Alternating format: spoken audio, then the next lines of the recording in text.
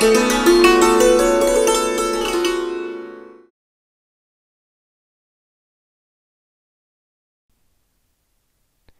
I'm Christian Levy with miracleofyoga.com.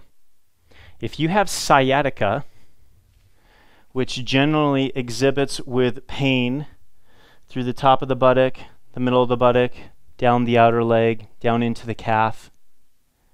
If you have sciatica, or if you have issues with the hips, the sacroiliac area, or the lower back, something that can be very, very helpful is turning the legs in, specifically the thighs, but we turn the feet in to help the thighs turn in. Now, generally, for many, many people, the feet turn out in general, and when the feet turn out, you can see when the feet turn out this way, there's a shortening that happens here in the hip. This is quite common for most people. And when you turn the feet parallel, you're creating more balance here. When you turn the feet in, you're actually spreading this. Spreading creates space. So many, many times with sciatica, hip issues, sacroiliac issues, this kind of thing, there's a disorganization in the muscles here, somewhere in the back of the pelvis, the hip area.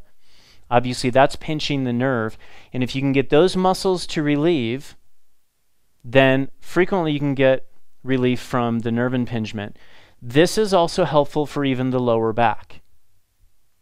When you roll the thighs in, this spreading here in the hips directly relates to some space in the lumbar spine as well. So, try modified downward facing dog. Take the hands onto a countertop or a table. Even if you can do dog pose with the hands on the floor, take the hands onto a countertop or a table. If you give yourself more space and ease in the pose, you will be able to get more extension in the spine, which is key if you have the issue going on. Then once you're in the pose, you turn the feet in a lot.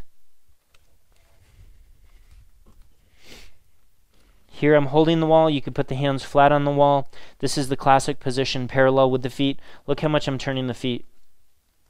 A lot.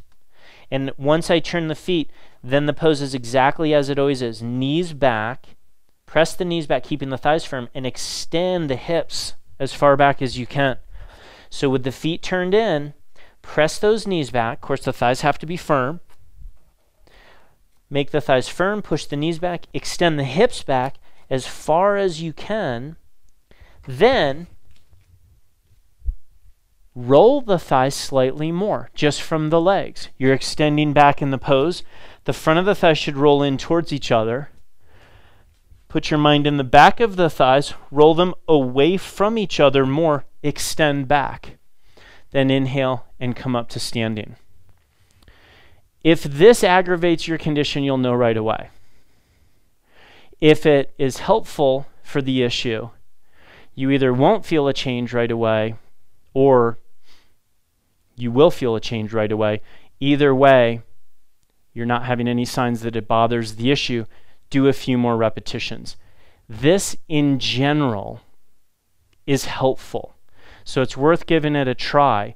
And it really does become the kind of thing for many people. If you work with this at home when you have the issue, if it helps, if you do a lot of repetitions, it gets to the point where you can really start to manage this stuff. If you had a stressful day, or if you went and stressed the body in whatever way you enjoy doing or don't enjoy doing, on those days you maybe feel that sciatica creeping in, you can go to any wall, you can go to any countertop and table, really get a good rotation on those thighs, a lot of extension through the spine. If it works for you, it will continue to work for you, and it can be a very, very helpful tool for mitigating the issue when it's happening. And even when the issue is not happening, if you work this consistently over time, it's opening the muscles that tend to get tight.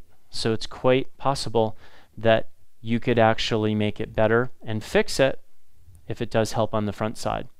I'm Christian Levy with miracleofyoga.com. Thank you for joining me.